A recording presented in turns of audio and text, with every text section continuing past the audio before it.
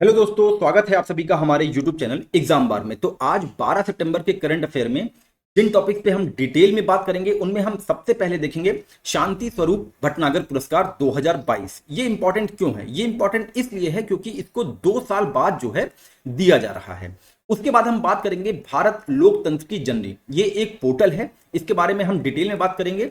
और हम कल से चर्चा में चल रहा प्राचीन भारतीय समुद्री परंपरा, ये क्या है, इस पे कौन कौन सा मंत्रालय काम करेगा, इसके बारे में हम डिटेल में बात करेंगे। भारत सऊदी अरब द्विपक्षीय बैठक के बारे में बात करेंगे। और कल एक रिपोर्ट आई है जिसका नाम है ग्लोबल स्टॉक टेक रिपोर्ट। ये संयुक्त राष्ट्र की रिपोर्ट है। इस रिपोर्ट में हमारे एग्जाम के पॉइंट ऑफ व्यू से कौन कौन से इंपॉर्टेंट फैक्ट्स निकल के आए हैं, इसको हम देखेंगे। और अंत में खेल समसमाय की बहुत ही ज्यादा डेटा यहां से आया है जो कि सारे के सारे इंपॉर्टेंट हैं, तो अंत तक बने रहिएगा। और शुरुआत करते हैं आज के करंट अफेयर से, वन लाइनर से। तो पहला पॉइंट यह है कि महाराष्ट्र के सिंधुदुर्ग जिले में एक लोक कलाकार ने लुप्त हो रही लोक कथा चित्रकथी को संरक्षित करने के लिए एक अनूठी पहल करते हुए अपनी गौशाला को एक संग्रहालय में बदल दिया। चित्रकथी लोक कला महाराष्ट्र के कोंकण क्षेत्र में ठाकर आदिवासी समुदाय के लोगों के मध्य काफी लोकप्रिय है। अब देखिए, ये बहुत ही सिंपल न्यूज है, किसी पेपर में एक जगह रखी हुई थी, लेकिन यहां से आपको फैक्ट्स जो निकालना है वो ये निकालना है कि चित्रकथी लोक कला का संबंध किस राज्य से है? महाराष्ट्र से है। साथ ही ठाकर आदिवासी समुदाय के लोग किस राज्य में पाए जाते हैं? महाराष्ट्र में पाए जाते हैं। इसको आप ध्यान रखिएगा। आगे बात करते हैं। पर्यटन मंत्रालय G20 गोवा रोड मैप की 5 प्राथमिकताओं के अनुरूप पर्यटन क्षेत्र में सर्वोत्तम प्रथाओं की पहचान के उद्देश्य से भविष्य के लिए पर्यटन, इस विषय पर एक राष्ट्रीय प्रतियोगिता शुरू करेगा। और कब शुरू करेगा? विश्व पर्यटन दिवस के दिन, जो कि 27 सितंबर को मनाया जाता है। आगे बात करते हैं।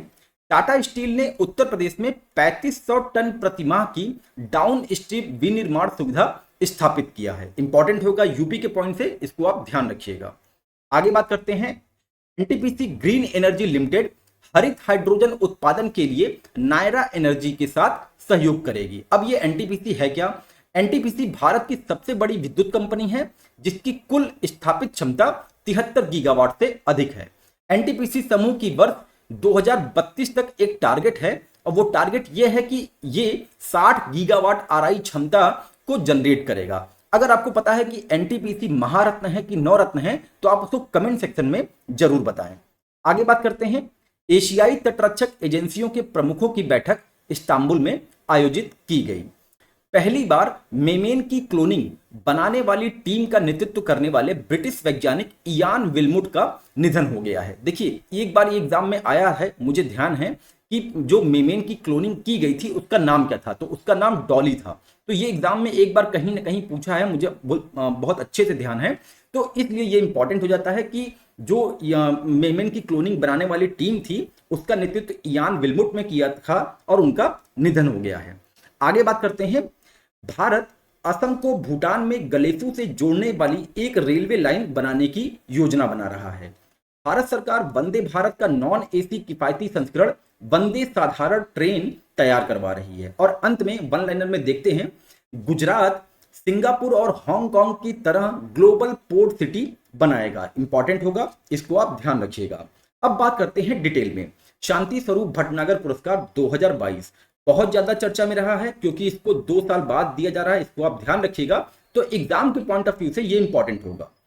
सीएसआईआर के पहले महानिदेशक शांति स्वरूप भटनागर के नाम पर भटनागर पुरस्कार प्रतिवर्ष 7 वैज्ञानिक विषयों में दिए जाते हैं। तो आपको ध्यान देना है कि इसको 7 कैटेगरी में दिया जाता है। और वो कैटेगरी क्या है? Biology, chemistry, mathematics, physics, medical, engineering और अर्थ साइंस। अर्थ साइंस में वायुमंडल, महासागर और ग्रह विज्ञान में शामिल इन 7 विषयों में इसको दिया जाता है। और इसमें पुरस्कार के रूप में 5 लाख रुपए नगद योगदान भी दिया जाता है।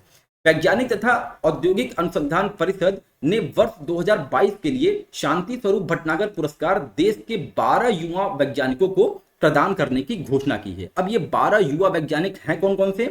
तो मेडिकल साइंस में दीप्तिमान गांगुली हैं, और बायोलॉजी में अश्वनी कुमार और सुब्बा रेड्डी हैं। वहीं अगर हम केमिस्ट्री की बात करें तो अकट्टू टी बीजू और देवव्रत मैती हैं। और अगर हम अर्थ साइंस की बात करते हैं तो विमल मिश्रा को यह पुरस्कार दिया जाएगा।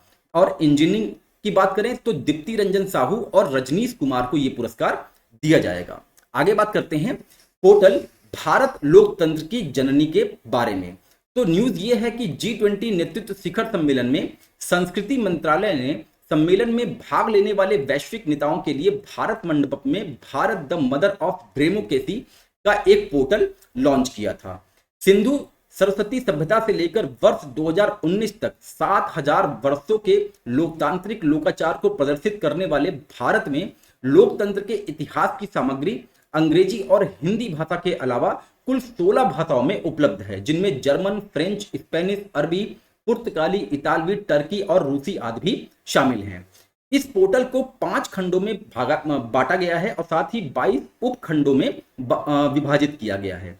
इसमें सिंधु सरस्वती सभ्यता, महाजनपद और गणतंत्र, विजयनगर साम्राज्य, मुगल सम्राट अकबर का शासनकाल से लेकर 1605 से भारत के संविधान 1947 और आधुनिक भारत में चुनाव 1952 से आगे तक के भारत लोकतंत्र की जानकारी दी गई है।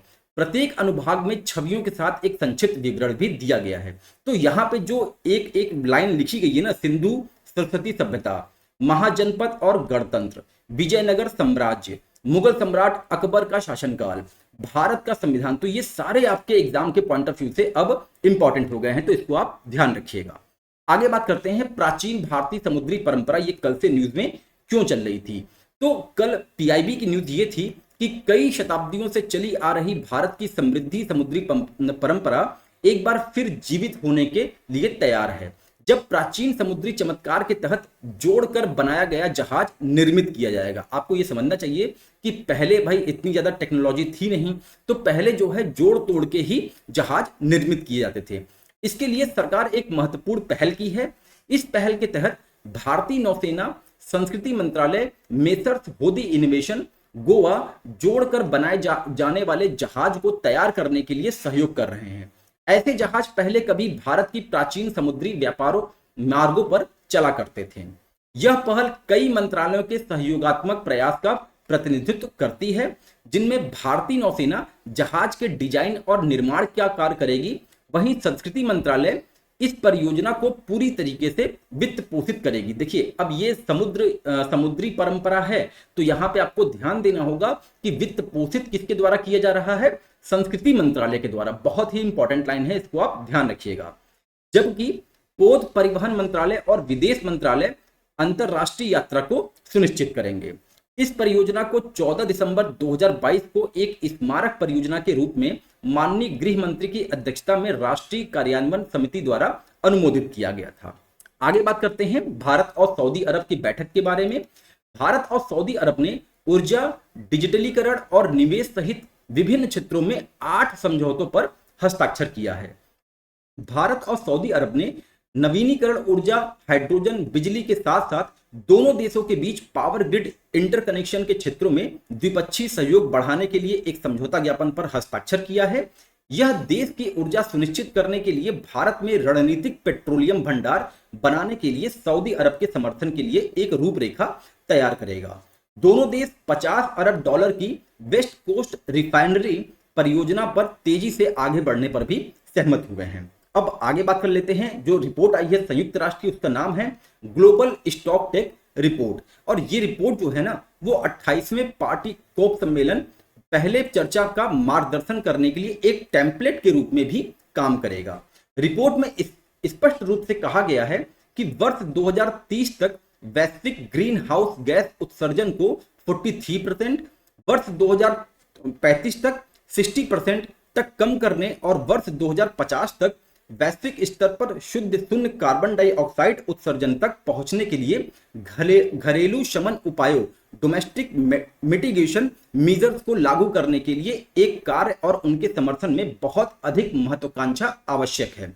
तो इंपॉर्टेंट लाइन है, इसको आप यहाँ पे ध्यान रखिएगा कि ग्रीन हाउस गैस का उत्सर्जन वर्ष 2030 तक कितना करना है, 43%, वर्ष 2035 तक कितना कम करना है, 60%। तो ऐसे फैक्ट जो हैं एग्जाम के पॉइंट ऑफ व्यू से इंपॉर्टेंट होते हैं। विश्व नेताओं द्वारा हाल ही में G20 में संकट की भयावहता को कई बार स्वीकार करने के बावजूद ऊर्जा परिवर्तन के मामले में बहुत कम उपलब्धि हासिल हुई है, ऐसा जो है इस पर जो है सहमति जताई गई है। G20 देशों में वैश्विक परिचालन वाले कोयला बिजली संयंत्रों का 93% और संभावित संयंत्रों का 88% हिस्सा है। G20 नेताओं की घोषणा में औपचारिक रूप से विकासशील देशों के लिए वर्ष 2030 से पहले की अवधि में 5.8 से 5.9 ट्रिलियन डॉलर की आवश्यकता को स्वीकार किया गया है, जिसका कारण है वर्ष 2030 तक शुद्ध ऊर्जा प्रौद्योगिकी के लिए प्रतिवर्ष 4 ट्रिलियन डॉलर की आवश्यकता है ताकि शुद्ध शून्य तक पहुंच सके। अब आगे बात करते हैं खेल से। तो थिम्पू भूटान में आयोजित सैफ फुटबॉल चैंपियनशिप 2023 के फाइनल मुकाबले में भारत की अंडर 16 फुटबॉल टीम ने बांग्लादेश को 2-0 से हराते हुए खिताब अपने नाम कर लिया है। तो इसका आयोजन कहां पे किया गया था? भूटान में किया गया था सैफ फुटबॉल चैंपियनशिप अंडर 16 का, इसको आप ध्यान रखे रहिएगा। मैक्सिको के हार्मोसिलो में आयोजित वर्ष 2023 तीरंदाजी विश्व कप फाइनल में भारतीय कंपाउंड तीरंदाज प्रथमेश जावरकर ने रजत पदक जीता। आगे बात कर लेते हैं क्रिकेट से। विराट कोहली एक दिवसीय अंतरराष्ट्रीय क्रिकेट में सबसे कम पारियों में 13,000 रन पूरा करने वाले पहले बल्लेबाज बन गए हैं। इन्होंने सचिन तेंदुलकर का 19 साल पुराना रिकॉर्ड तोड़ा है। वनडे में 13,000 रन पूरा करने वाले दुनिया के 5वें और भारत के दूसरे बल्लेबाज विराट कोहली बन गए हैं। आगे बात करते हैं यूएस ओपन से। यूएस ओपन 2023 का महिला एकल का खिताब अमेरिका की 19 साल की टेनिस खिलाड़ी कोको गॉफ ने जीता है। उन्होंने फाइनल में बेलारूस की अरीना सबालेंका को शिकस्त देकर यह खिताब अपने नाम किया है। इसके साथ ही उन्होंने एक रिकॉर्ड भी बनाया है और वो रिकॉर्ड ये है कि वर्ष 1999 के बाद यूएस ओपन में जीतने वाली पहली टीनेजर खिलाड़ी ये बन गई हैं। तो इनका नाम आप ध्यान रखिएगा, कोको गॉफ इनका नाम है और इनका संबंध अमेरिका से है। और पुरुष की बात करें, पुरुष एकल में मैंने कल बताया था कि यूएस ओपन 2023 का पुरुष एकल नोवाक जोकोविच ने जीता है और इनके बारे में मैंने डिटेल में बताया था कि इन्होंने क्या क्या रिकॉर्ड बनाए हैं। एक ही सीजन में ये तीसरा ग्रैंड स्लैम जीतने वाले जो है चौथी बार इन्होंने जो है तीसरा ग्रैंड स्लैम जीता है, जिसमें ऑस्ट्रेलिया ओपन 2023 भी शामिल है और साथ में फ्रेंच ओपन 2023 भी शामिल है। आगे बात करते हैं, डिटेल में देख लेते हैं यूएस ओपन में कौन कौन से लोग जीते हैं। तो पुरुष एकल में नोवाक जोकोविच, जिनका संबंध सर्बिया से है, ऐसे एग्जाम में क्वेश्चन आते हैं। महिला एकल में कोको गॉफ, इनका संबंध संयुक्त राष्ट्र अमेरिका से है। पुरुष युगल में राजीव राम और जो सैली सबरी ने जीता है। महिला युगल की बात करें तो गैब्रिएला डाब्रोवस्की, इनका संबंध कनाडा से है और एरिन राउटलिफ, इनका संबंध न्यूजीलैंड से है। मिश्रित युगल की बात करें तो अन्ना डेनेलिया और हेली ओवरा ने ये मैच जो है जीता है। तो ये तो रही दोस्तों आज की समसमाई की।